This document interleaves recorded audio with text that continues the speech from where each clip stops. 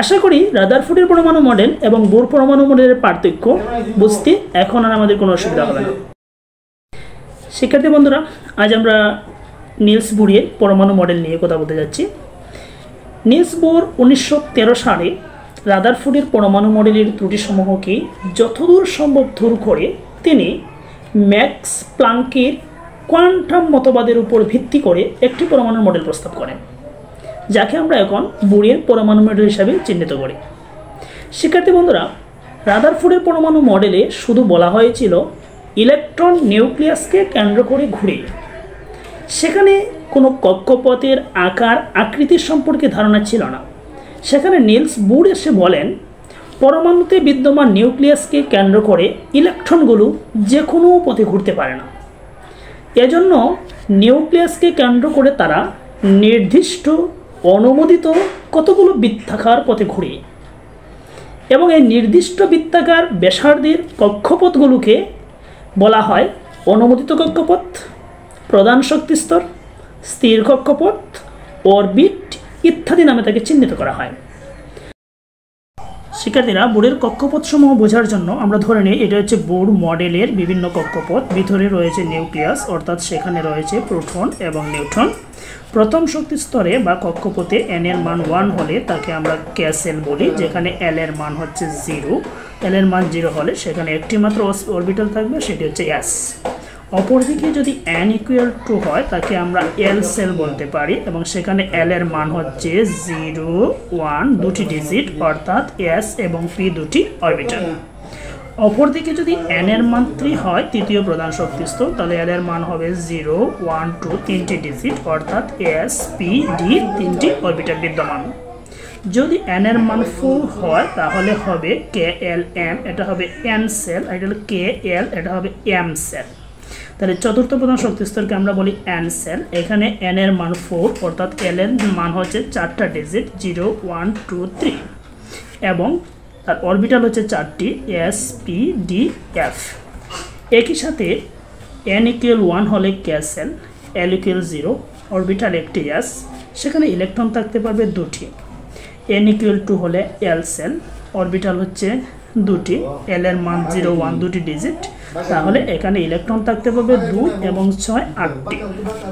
অপরদিকে n = 3 হলে সেখানে অরবিটাল থাকতে পারবে 18টি এবং n = 4 হলে একইভাবে অরবিটাল থাকতে পারবে 32টি।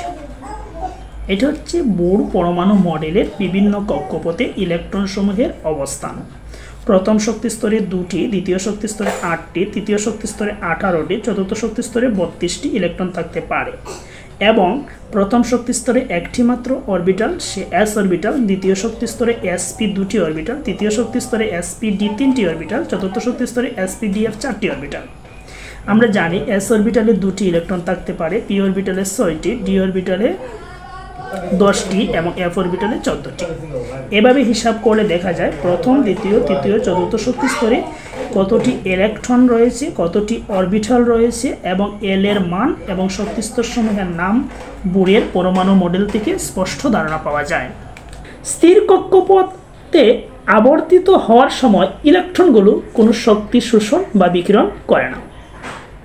যেহেতু স্থির কক্ষপথে আবর্তন করার সময় ইলেকট্রন কোনো শক্তি শোষণ বা বিকিরণ করে না, তাই বলা যায় শক্তি হারিয়ে ইলেকট্রন নিউক্লিয়াসে পড়ার কোনো সম্ভাবনা থাকে না, অর্থাৎ পরমাণুর সুস্থিতি ব্যাখ্যা করতে এই মডেল সক্ষম।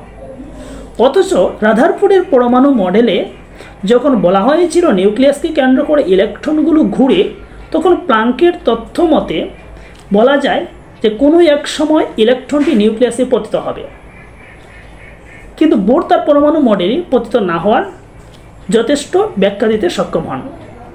অপরদিকে কোনো প্রধান শক্তি স্তরে থাকা অবস্থায় ইলেকট্রন শক্তি শোষণ বা বিকিরণ কোনোটিই করে না। তবে যদি ইলেকট্রন নিম্নতর শক্তি স্তর থেকে উচ্চতর শক্তি স্তরে যেতে চায় তাহলে সে শক্তি শোষণ করে, আবার উচ্চতর শক্তি স্তর থেকে নিম্নতর শক্তি স্তরে ফিরে এলে শক্তি বিকিরণ করে। এই শোষিত এবং বিকিরিত শক্তি থেকে আমরা সাধারণত বর্ণালী ব্যাখ্যা করতে পারি। আবার বোর তার মডেলে বলেন শোষিত এবং বিকিরিত শক্তির পরিমাণ হিসাবের জন্য আমরা NH/2π দ্বারা হিসাব করতে পারি। ইলেকট্রন নির্দিষ্ট কক্ষপথে পরিভ্রমণ করার সময় যে পরিমাণ শক্তি নির্গত হয় সেটাকে আমরা বর্ণালী হিসেবে পাই। এই আলোচনা থেকে আমরা অন্তত এই কথাটুকু বলতে পারি যে বোরের পরমাণু মডেল রাদারফোর্ডের পরমাণু মডেলের ত্রুটিসমূহকে যথেষ্ট পরিমাণে সংশোধিত করেছিল এবং তোমাদের পাঠ্য বইয়ে রাদারফোর্ডের পরমাণু মডেলের চেয়ে বোরের পরমাণু মডেলের গ্রহণযোগ্যতা অনেক বেশি। তবুও বোর পরমাণু মডেলের সাফল্য কেন রাদারফোর্ডের পরমাণু মডেলের চেয়ে বেশি সেটি নিয়ে যদি আমরা একটু কথা বলি, এভাবে বলতে পারি রাদারফোর্ডের পরমাণু মডেল অনুসারে ইলেকট্রন শক্তি স্তরে আকার আকৃতি সম্পর্কে কোনো কথা বলা হয়নি, কিন্তু বোর পরমাণু মডেলে বলা হয়েছে পরমাণু শক্তি স্তরের আকার বৃত্তাকার।